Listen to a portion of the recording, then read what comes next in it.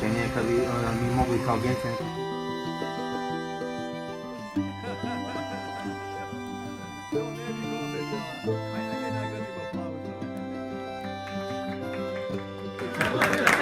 Meni je sad sve lakše.